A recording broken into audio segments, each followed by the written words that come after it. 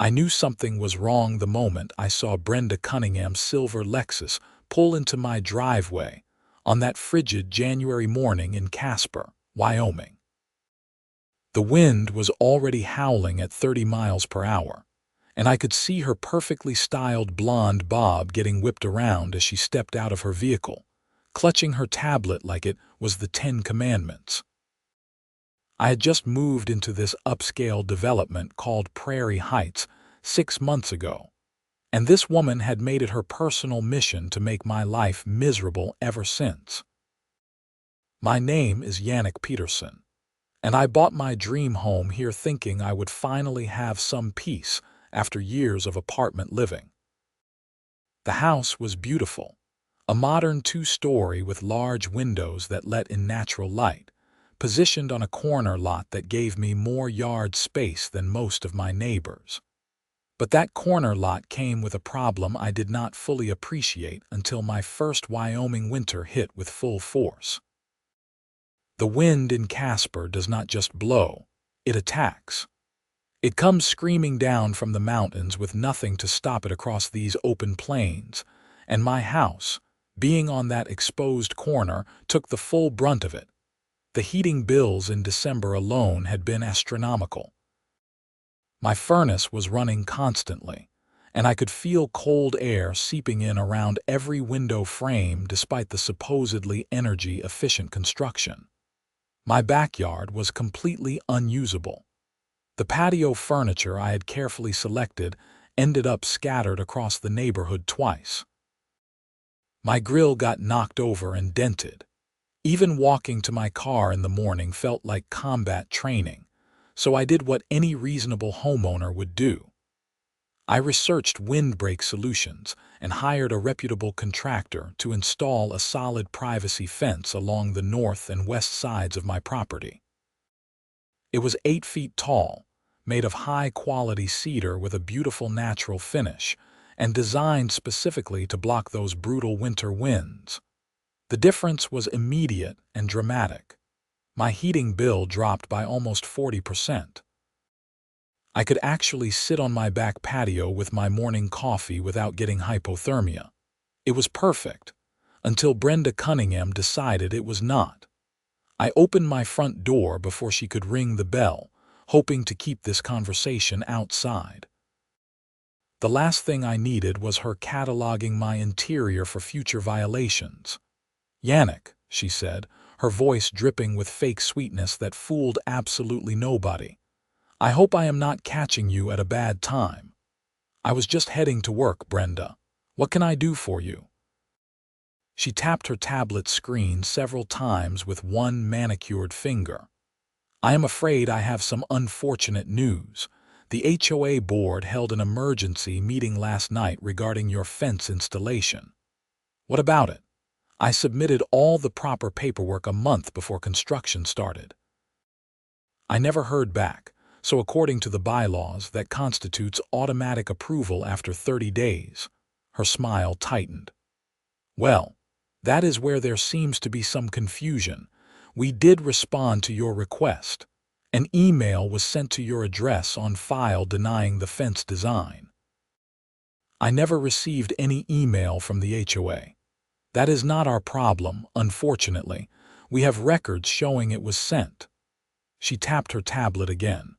"Regardless, the fence as constructed violates multiple sections of our architectural guidelines. It exceeds the maximum permitted height by 2 feet, the solid panel design is not approved, and you failed to get explicit written approval before beginning construction." I felt my jaw clenching. The maximum height restriction is 6 feet for decorative fences. This is a functional windbreak, which falls under a different category. I researched this thoroughly. And as for approval, I have documented proof that I submitted my application well within the required time frame and received no response. Be that as it may, the board has voted unanimously to require the fence's removal. You have 14 days to take it down, or we will be forced to take legal action. She held out a printed letter. "This is your official notice." I took the letter, scanning it quickly. It was full of legal jargon and references to various sections of the HOA covenant. This is ridiculous. That fence is the only thing making my house livable during winter. Do you have any idea what the wind does to this corner lot? I understand your concerns, Yannick, but rules are rules. Everyone in Prairie Heights agreed to abide by our architectural standards when they purchased their homes. We cannot simply make exceptions because someone finds the rules inconvenient. Inconvenient. My heating bill was over $400 last month before I put up that fence. The wind chill here drops below zero on a regular basis. This is about basic functionality and safety. Brenda's expression did not change. She had clearly heard complaints before and developed immunity to them. You should have considered the property's exposure before purchasing. The HOA cannot be held responsible for natural weather conditions. Now, if you will excuse me, I have several other properties to inspect this morning. Please note that daily fines of $100 will begin accruing if the fence is not removed by the deadline stated in that letter. She turned and walked back to her Lexus, leaving me standing in my doorway holding a letter that might as well have been a declaration of war. I watched her drive away, then looked at my beautiful cedar fence that had made such a difference in my quality of life. There was no way I was taking it down without a fight. I called in sick to work and spent the rest of the morning digging through my files. I found my original fence application with the submission timestamp clearly showing it had been filed 32 days before construction began. I checked my email inbox, spam folder, and trash. There was no denial letter from the HOA. I even contacted my internet provider to verify there had been no delivery issues with my email account during that time period. Everything checked out on my end. Next, I pulled out my copy of the HOA covenant and architectural guidelines. I had read through them before buying the house, but I went through them again with a fine-tooth comb. The section on fences was ambiguous at best. It specified that decorative fences could not exceed 6 feet in height and must be of approved open or semi-open design to maintain sight lines and aesthetic consistency. However, there was a separate section on functional structures that covered things like retaining walls, erosion control, and wind barriers. This section had different requirements and specifically acknowledged that homes in exposed locations might require special accommodations. The more I read, the more convinced I became that my fence was entirely within the rules, or at worst, existed in a gray area that should be resolved in favor of the homeowner.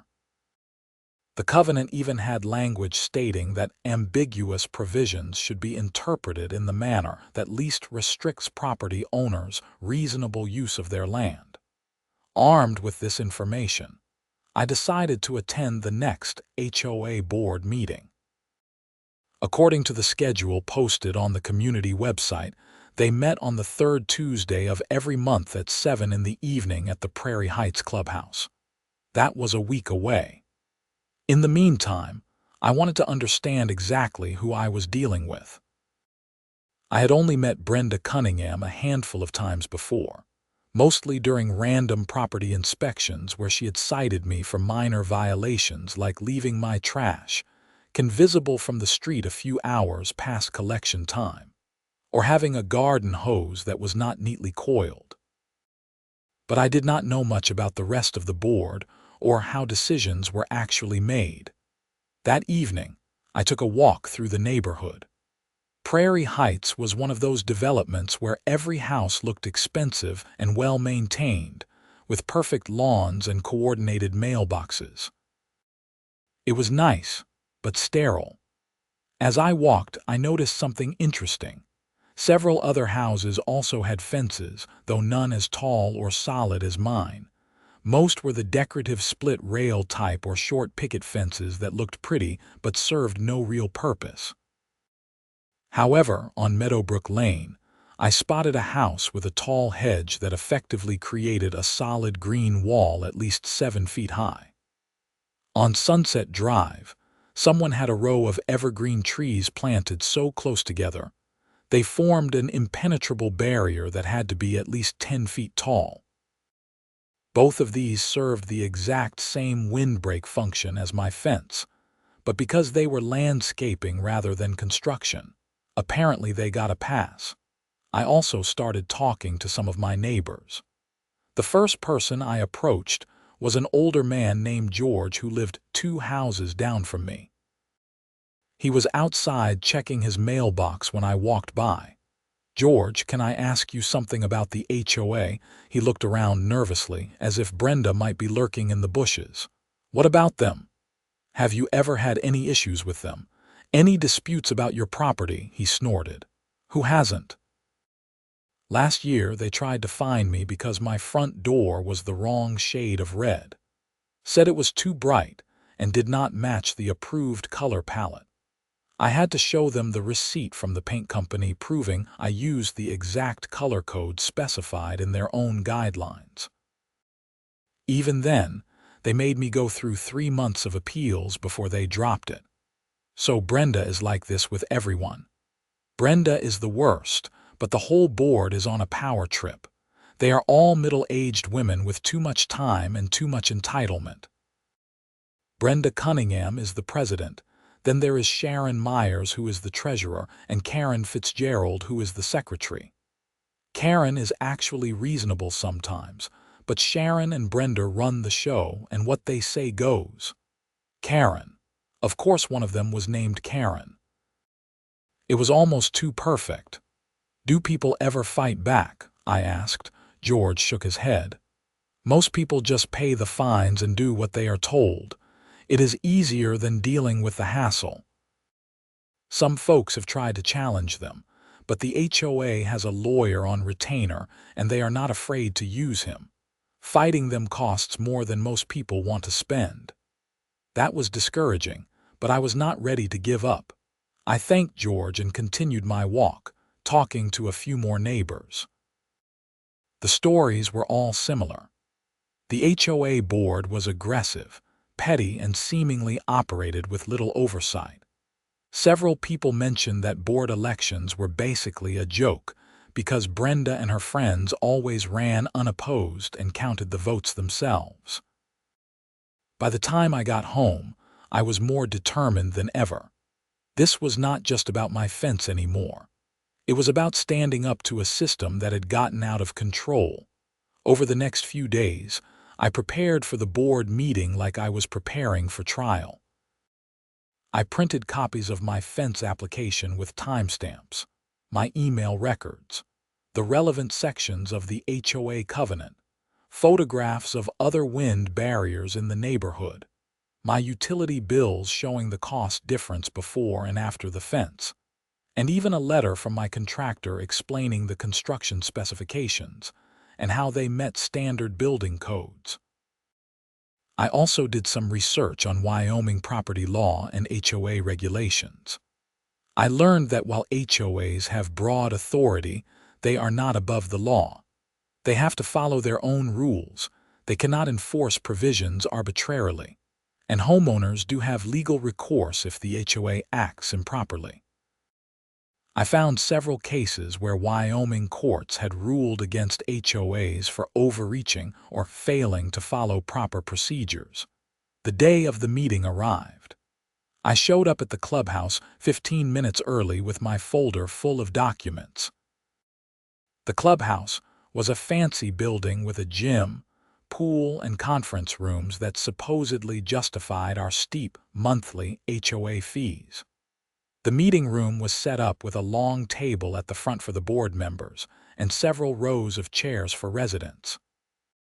Only 3 other people were there when I arrived, all elderly residents who looked like they attended every meeting out of boredom. Brenda, Sharon, and Karen filed in exactly at 7. Brenda took the center seat with Sharon on her right and Karen on her left. Sharon was a thin woman with dark hair pulled back in a severe bun, wearing an expensive-looking pantsuit. Karen was shorter, rounder, with curly red hair and a friendly face that seemed out of place next to her colleagues. Brenda called the meeting to order and immediately launched into a review of various neighborhood violations. She spent 20 minutes discussing things like improperly parked cars, unapproved Christmas decorations that had not been taken down promptly, and someone's lawn that was apparently a quarter-inch too long. It was tedious and petty, exactly what I had expected. Finally, she got to new business. We also need to discuss the fence violation at 4782 Windbreak Court. Yannick Peterson was issued a removal notice last week. Yannick, are you here this evening? I stood up. Yes, I am here, and I would like to address the board about that notice. Brenda's expression made it clear she was not thrilled about this, but she could not exactly refuse. Very well, you have 5 minutes. I walked to the front of the room and laid out my documents on a side table. Thank you.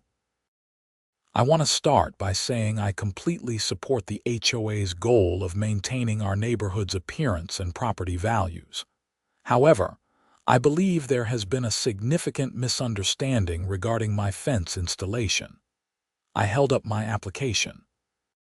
I submitted this detailed fence proposal 32 days before beginning construction. According to Section 12.4 of our HOA bylaws, the Architectural Committee has 30 days to respond to applications. If no response is received, the application is automatically approved. I never received any denial. Brenda interrupted. As I explained to you, we sent an email denial. We have records of that. I would like to see those records because I have documentation from my email provider showing no messages were received from the HOA during that time period. I placed my email records on the table. But even setting that aside, let's look at whether the fence actually violates any rules. I opened the covenant to the marked pages. Section 8 covers decorative fences and sets a 6-foot height limit. However, my fence is not decorative. It is a functional wind barrier, which is covered under Section 15 dealing with environmental protection structures. This section specifically allows for wind barriers on properties subject to extreme weather exposure, which my corner lot certainly is. I showed the photographs of my house's location and the other wind barriers in the neighborhood. Several other properties have tall hedges and tree barriers serving the same purpose. The only difference is my solution uses wood instead of plants. The function is identical. Sharon leaned forward. The difference is that hedges and trees are landscaping, which is covered under different rules. Your structure is a fence, and fences have specific requirements. But why should the material matter if the function and visual impact are the same? I countered. A 7-foot hedge creates exactly the same sight line issue as my fence, if that is the concern. The real issue is that my property needs wind protection, and I have found an effective, attractive solution that is clearly allowed under a reasonable interpretation of our covenants. I pulled out my utility bills. Before the fence, my heating costs were unsustainable. I was spending over $400 a month just to keep my house at 65 degrees. After the fence, that dropped to $250. That is not a cosmetic issue. That is about making my home functional and affordable to live in. Karen spoke up for the first time. I actually think Yannick makes some good points. The covenant language is ambiguous, and if his application really was not properly denied within the required time frame, then technically it should be considered approved. Brenda shot her a sharp look. The board voted on this already, Karen. The fence violates our architectural standards, period. But maybe we should reconsider that vote now that we have heard more details, Karen said, not backing down. We are supposed to be reasonable and fair. We are being reasonable and fair, Sharon snapped. Rules exist for a reason. If we let Yannick keep his oversized fence, then everyone will want exceptions. Before you know it, this neighborhood will look like a shanty town. I took a deep breath. I am not asking for special treatment.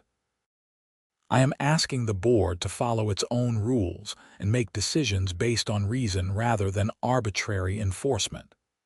My fence is well constructed. It matches my house.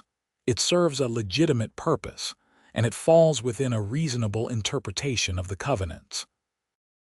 I should not be punished for living on a corner lot that needs wind protection. Brenda stood up, signaling that my time was over.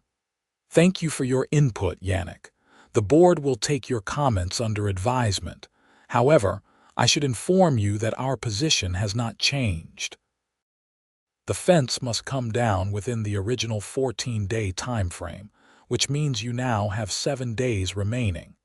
If it is not removed, we will proceed with daily fines and legal action. This meeting is adjourned. I gathered my documents, frustrated but not surprised. As people filed out, Karen approached me. She glanced back to make sure Brenda and Sharon were not watching. "I think you are right," she said quietly, "but Brenda has the majority locked up. She and Sharon vote together on everything, and my vote does not matter. If you really want to fight this, you might need to take it beyond the board." "What do you mean? Get a lawyer? Or rally the other homeowners? There are a lot of people in this neighborhood who are sick of Brenda's power trips but are too afraid to speak up. If you can get enough support, you might be able to force a special election or at least put enough pressure on them to back down." It was good advice. I thanked her and left, already planning my next steps. The following morning, I contacted a local real estate attorney named David Rothman who specialized in HOA disputes. His office was downtown, a modest setup that suggested he was not charging the astronomical rates of the big corporate firms. I met with him that afternoon and laid out the entire situation. David listened carefully, taking notes and reviewing my documents. When I finished, he leaned back in his chair. "You have a strong case," he said. "The procedural issue with the application is solid. If they cannot produce proof that you received their denial email, and you have proof you submitted within the proper time frame, they are on shaky ground. The substantive issue about whether it violates the covenants is more debatable, but the ambiguity actually works in your favor under Wyoming law. So you think I can win? Win in court? Probably, yes, but litigation is expensive and slow. Even if you ultimately prevail, you might be looking at a year or more of legal battles and tens of thousands of dollars in legal fees.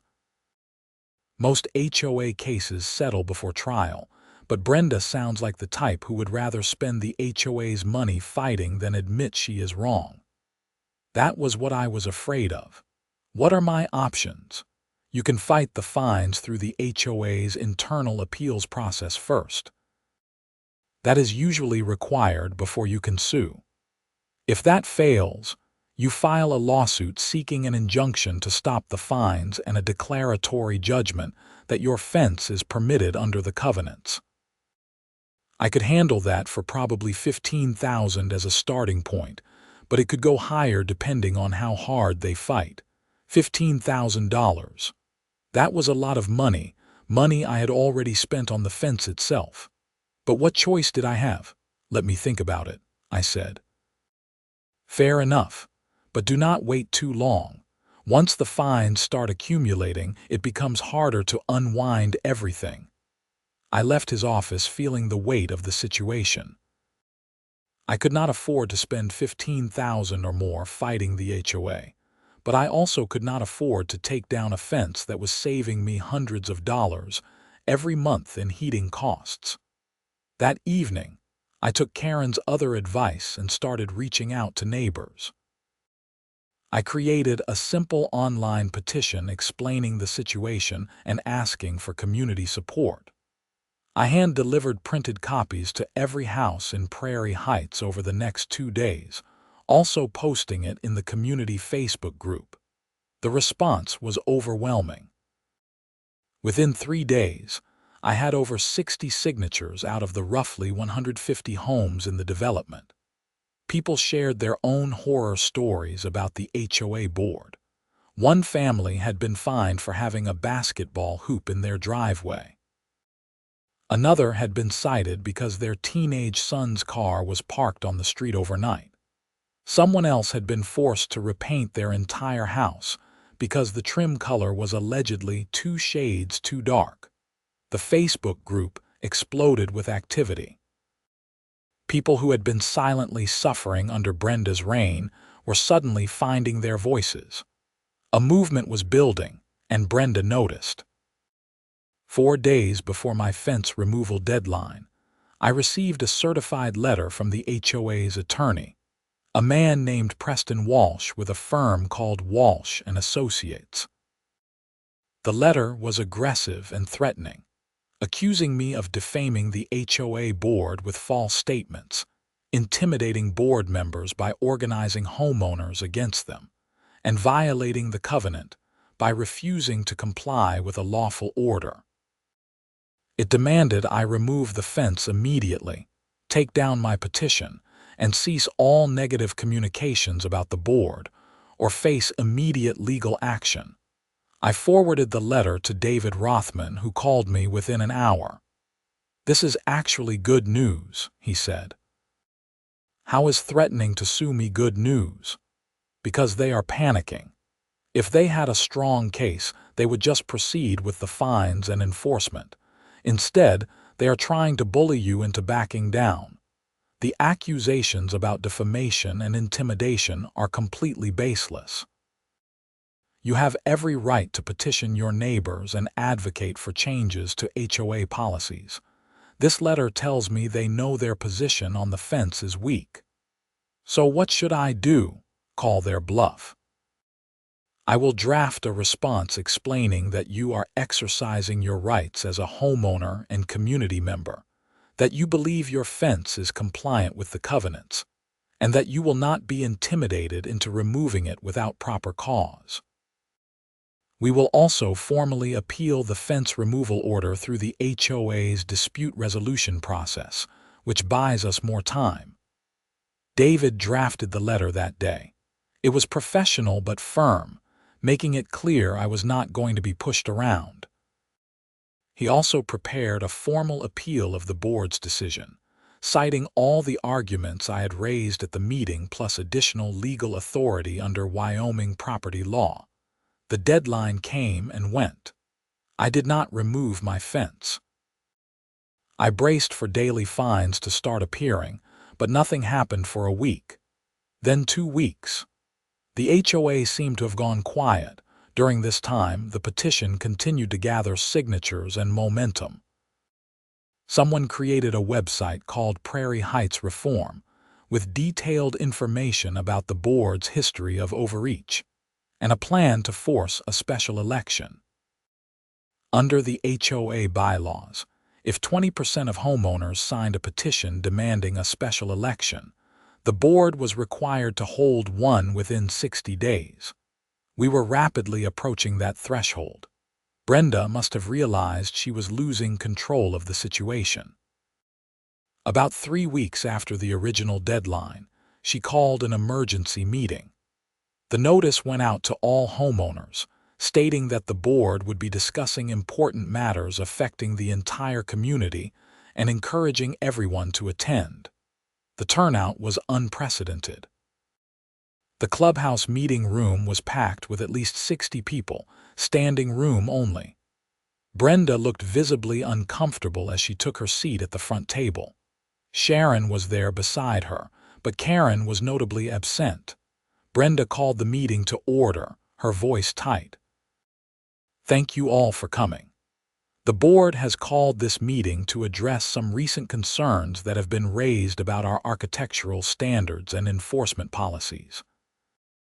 We want to be clear that the board takes all homeowner concerns seriously and is committed to fair and consistent enforcement of our covenants." Someone in the back shouted, Then why are you trying to make Yannick tear down his fence? Brenda's jaw clenched. The situation with the fence at Windbreak Court is more complicated than some people understand. There are legitimate architectural concerns that the board is obligated to address. What concerns? Another person called out. His fence looks fine and serves a real purpose.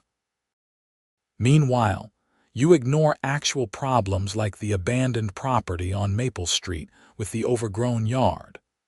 The meeting quickly descended into chaos. Person after person stood up to share complaints about the board's priorities and enforcement decisions.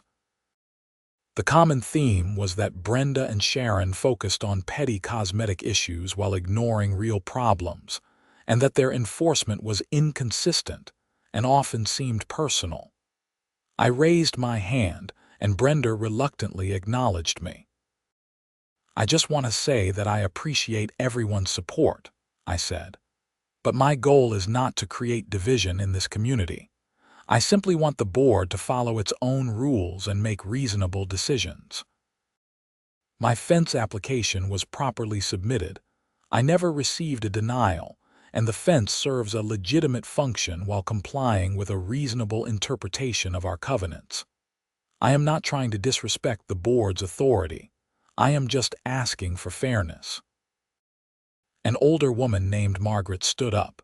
This is about more than one fence. This board has created a hostile environment where people are afraid to use their own property. I have lived here for 12 years and it has gotten progressively worse.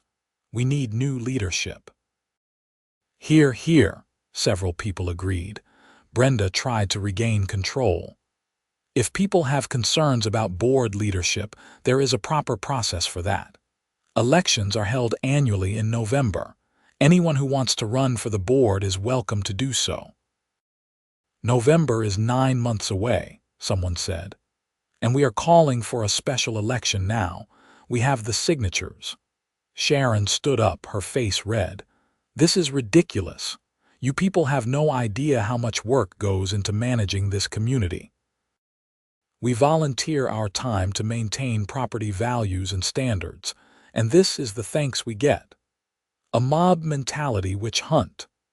Maybe if you spent less time measuring grass height and more time actually helping homeowners, you would get more appreciation, George called out from the side of the room. The meeting was clearly not going the way Brenda had hoped.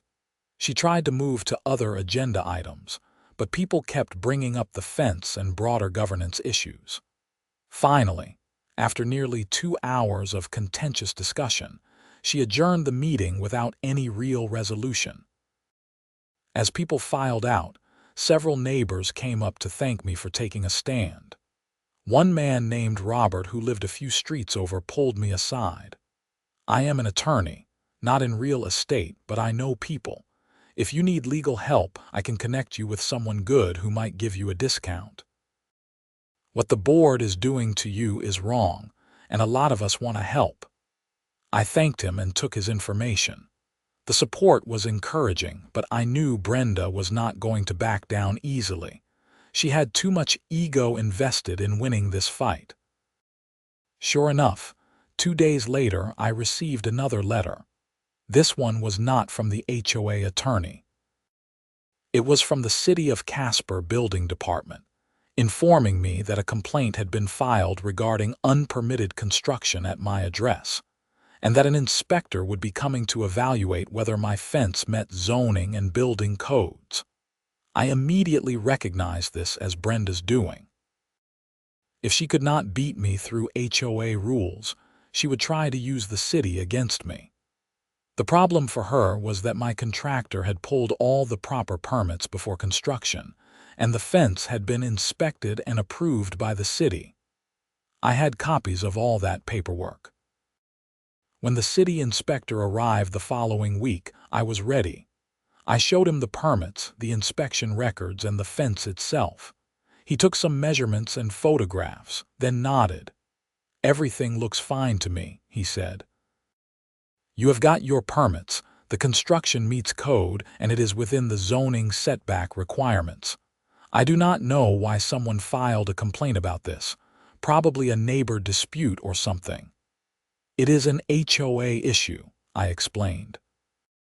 They are trying to make me remove it, and when that did not work, someone apparently decided to involve the city. He shook his head. Well, from the city's perspective, you are completely legal. I will file my report stating that. The HOA can do whatever they want within their own rules, but they cannot claim this is a code violation. That was a relief. I made sure to get a copy of his report for my files. One more avenue of attack shut down. March arrived, bringing slightly warmer weather but winds that were still brutal. My fence continued to prove its worth every single day. Neighbors would comment on how much calmer my yard was compared to the exposed properties around it. A few people even asked for my contractor's information, wanting to install similar windbreaks themselves. The petition for a special election had reached the required threshold of 20%. A formal demand was submitted to the board on March 8th. According to the bylaws, they had to schedule the election within 60 days, which meant by early May at the latest. Brenda tried to find procedural reasons to reject the petition, claiming some signatures were invalid or that the petition format did not meet requirements. But the homeowners organizing the recall had been careful to follow every rule precisely. David Rothman reviewed the petition documents and confirmed they were legally solid. Faced with the inevitable, the board finally scheduled the special election for May 3rd. Nominations for board positions would be accepted through April 15th.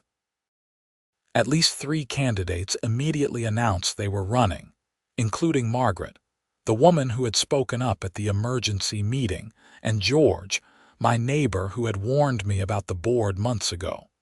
Meanwhile, my fence appeal was still pending. David had filed a comprehensive formal appeal that the board was required to respond to within 30 days under their own dispute resolution process. That deadline came and went with no response.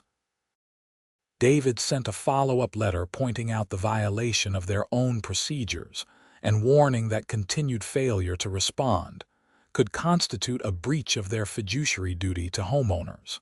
Finally, in late March, I received the board's response to my appeal.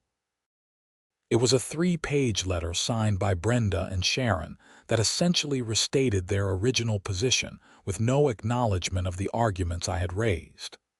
The fence exceeded height limits, solid panel designs were not permitted, and my failure to receive their email denial was not their problem. Appeal denied. David reviewed the response and sighed. This is not a serious attempt to engage with your arguments. They are just going through the motions so they can say they followed their procedures. The good news is that you have now exhausted your internal appeals, which means you can sue if you want to. You think I should?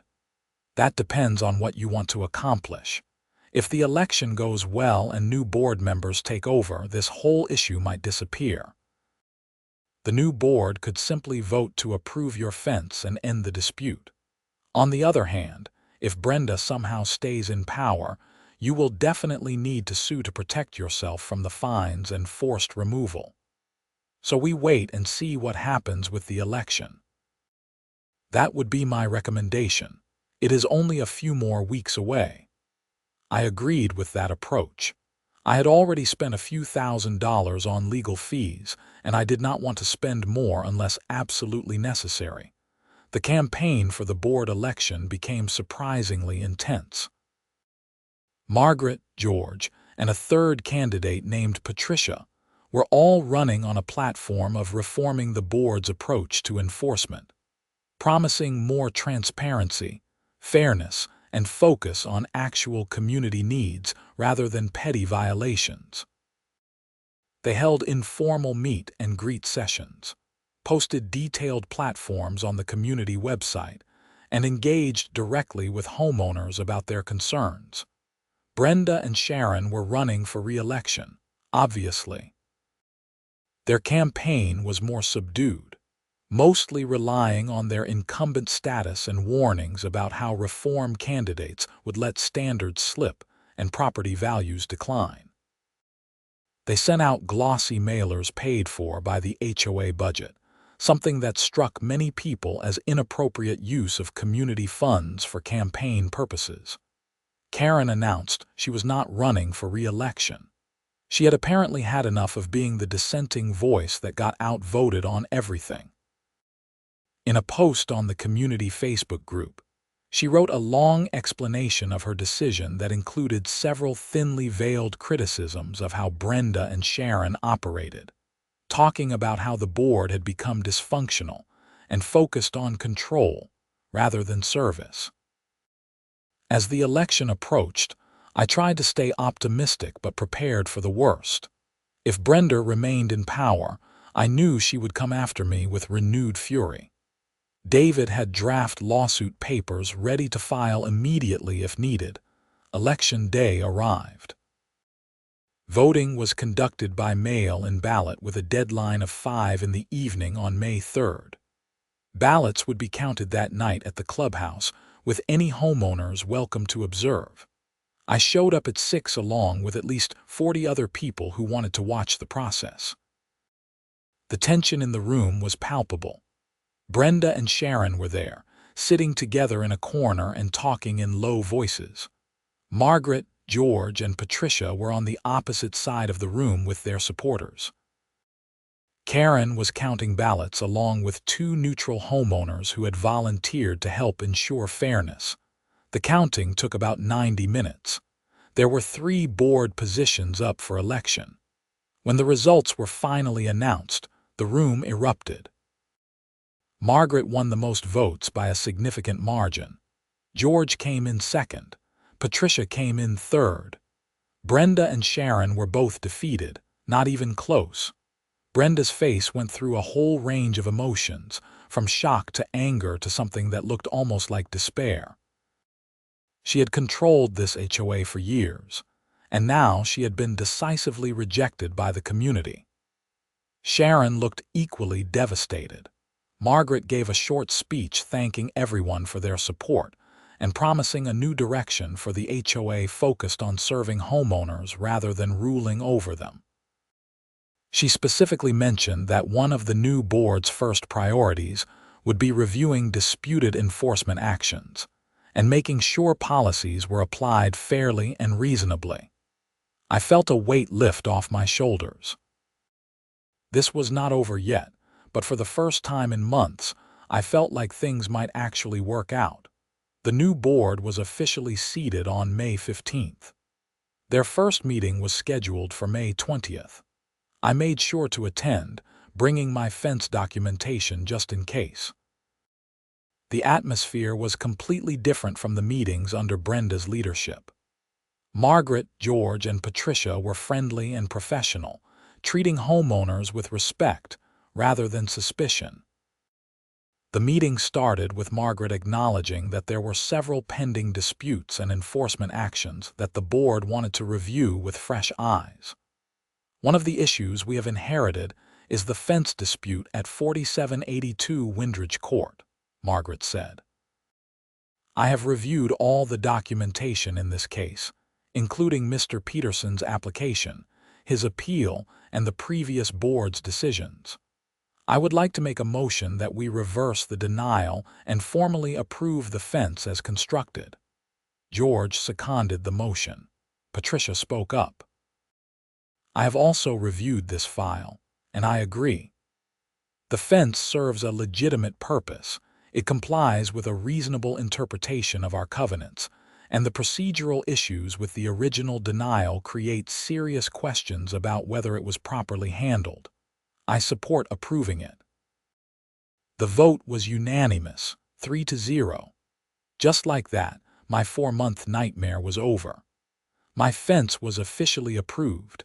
I felt relief wash over me, but also a fair amount of anger about what I had been put through for something that should never have been controversial in the first place.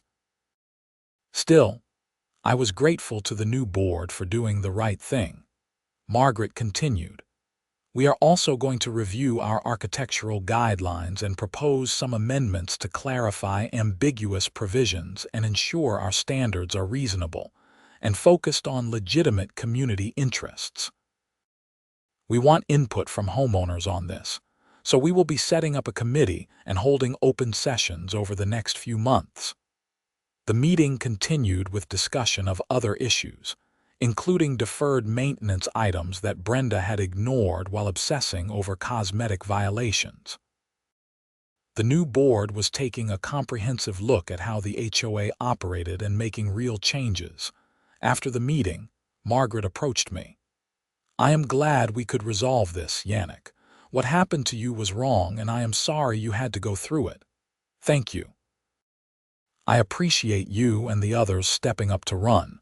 This community needed change. There is still a lot of work to do, but we are committed to doing it right. If you have any other concerns or suggestions, please do not hesitate to reach out. I left the meeting feeling genuinely good about my community for the first time since moving in. The following day, I received an official letter from the new board formally confirming the approval of my fence and stating that all fines and penalties were canceled. I forwarded it to David Rothman with a thank you note for his help. His final bill was less than I expected, and he included a note saying he was glad it worked out without needing litigation. I thought that was the end of the story, but there was one more chapter to come. In early June, I got a call from Karen Fitzgerald, the former board secretary. She asked if she could meet with me privately to discuss something important. We agreed to meet at a coffee shop downtown. Karen looked nervous when she arrived, constantly glancing around as if worried someone might overhear us. After ordering coffee, we sat in a back corner booth. I need to tell you something, she said. But I need your word that you will not reveal where this information came from unless absolutely necessary. Okay, you have my word. What is going on? She pulled out a folder and slid it across the table. These are internal HOA records from when Brenda was president. I kept copies before I left the board because I was worried about some things I had seen. I opened the folder and started looking through the documents. There were bank statements, expense reports, and email chains. As I read through them, my eyes widened. Is this what I think it is? Karen nodded. Brenda was embezzling HOA funds, not huge amounts at once, but consistent small withdrawals and fake expense reimbursements over several years. I estimate she stole at least $30,000 total, maybe more. I flipped through more pages. There were expense reports for board activities that never happened, reimbursements for supplies that were never purchased, and checks made out to shell companies that appeared to be controlled by Brenda herself. Why did not you report this while you were on the board? I tried. I brought my concerns to Sharon, but she was either in on it or willfully ignorant. She shut me down and said I was mistaken. I did not have the authority to investigate on my own or to access certain financial records without Sharon's approval as treasurer. I was outvoted on everything and effectively powerless. So why tell me now? Because the new board needs to know, but if this comes from me, Brenda could claim I am just trying to retaliate for political reasons. But if it comes from an outside homeowner who does their own investigation and discovers the discrepancies, it is more credible. You have already been through hell because of Brenda. I think you deserve to be the one who brings her down. I sat back, processing this. This is serious. If these documents prove what you are saying, Brenda could face criminal charges. I know, and she should. What she did was not just wrong, it was illegal. She stole from every homeowner in this community to fund her lifestyle, and then had the audacity to nitpick everyone else about minor rule violations. She deserves to face consequences. Karen was right. I took the folder and told her I would handle it carefully. After she left, I sat in the coffee shop for a while, going through the documents more thoroughly. The pattern was clear once you knew what to look for. Brenda had been clever about it, keeping individual amounts small and spacing them out, but over time it added up to a substantial theft. I contacted David Rothman and explained the situation. He reviewed the documents and agreed they appeared to show embezzlement. He recommended that I present the information to the new HOA board and let them decide how to proceed, potentially involving law enforcement. I called Margaret and explained that I had come across some concerning financial information about the previous board. We arranged for me to present it at a closed executive session of the current board the following week. When I showed Margaret, George, and Patricia the documents, they were shocked and angry. Margaret immediately contacted the HOA's accountant to conduct a full audit of the previous year's finances. George wanted to call the police right away, but David recommended waiting until the audit was complete to have a full picture of the scope of the theft. The audit took 3 weeks and confirmed the worst. Brenda had embezzled at least $34,000 over a 4-year period. The auditor's report was detailed and damning, showing a clear pattern of fraudulent expense reports and unauthorized withdrawals. The HOA board voted unanimously to refer the matter to the Casper Police Department. A detective named Sarah Chen was assigned to the case. I provided her with copies of all the documents, and she interviewed Karen, the auditor, and several other people who had access to information about HOA finances. In July, Brenda Cunningham was arrested and charged with felony theft and fraud. The news spread through Prairie Heights like wildfire. People were stunned, though many said it made sense in hindsight given her behavior and apparent obsession with control. Sharon Myers was also investigated, but ultimately not charged. The police determined she had been negligent and possibly willfully blind to what was happening, but there was not enough evidence that she knowingly participated in the theft. Brenda tried to fight the charges initially, hiring an expensive criminal defense attorney. But the evidence was overwhelming. Her lawyer eventually negotiated a plea agreement where she pleaded guilty to reduce charges in exchange for paying full restitution to the HOA and accepting a sentence of probation and community service rather than prison time. The judge agreed to the deal, but made it clear during the sentencing hearing that he found her conduct appalling and that she was lucky to avoid incarceration. Brenda was ordered to pay back the full $34,000 plus interest, sentenced to 3 years of supervised probation, 400 hours of community service, and permanently banned from serving on any HOA board in Wyoming. It was not as harsh as some people wanted, but it was justice nonetheless. The restitution money was used by the new board to fund several deferred maintenance projects in the community, including repairs to the clubhouse and improvements to the neighborhood entrance. Margaret made sure everyone knew where the money came from, turning Brenda's theft into something positive for the community. As for me, I finally had peace in my home. My fence stood strong through the rest of that winter and the next, continuing to save me hundreds of dollars in heating costs and making my property actually comfortable to use. Other homeowners with exposed lots installed similar windbreaks, and the new board approved them without hassle. The reformed HOA became a model for how these organizations should operate, focused on maintaining essential standards and serving the community, rather than petty enforcement and power trips. Property values in Prairie Heights actually increased after the changes, disproving Brenda's warnings that reform would lead to decline. I even joined the Architectural Review Committee, using my experience to help ensure future decisions were made fairly and reasonably. It felt good to turn a negative experience into something constructive. Looking back on the whole ordeal, I learned several important lessons. First, never back down when you know you are right, even when the fight seems overwhelming. Second, there is real power in community organizing and bringing people together around common concerns. Third, bullies and petty tyrants can only operate when good people stay silent. My fence still stands today, a testament to that struggle and a reminder that sometimes protecting your home means standing up not just against the wind, but against people who abuse the small amount of authority they are given.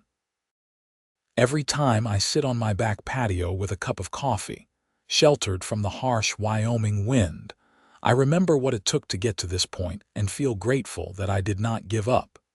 The community continues to thrive under leadership that actually serves rather than rules. Brenda Cunningham is gone, her legacy nothing more than a cautionary tale about what happens when ego and greed override common sense and basic decency. And me, I am just a homeowner who wanted to protect his property from the elements and ended up helping to protect an entire neighborhood from something far worse. Winter comes every year in Casper, bringing winds that howl and temperatures that plunge. But behind my fence, in my little corner of Prairie Heights, there is shelter and warmth and the satisfaction of knowing I fought for what was right.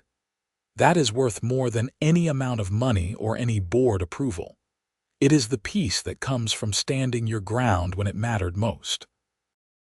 The fence is still there, 8 feet of solid cedar, weathered now but strong, doing exactly what it was built to do. And every time the wind picks up, rattling windows across the neighborhood while my house stays calm and protected, I smile and think about how close I came to losing this simple, necessary thing because someone on a power trip decided rules were more important than reason. But reason won in the end. Justice was served. The community is better for having gone through the struggle, and my fence stands as proof that sometimes the right thing to do is also the hardest thing, but it is always worth doing anyway.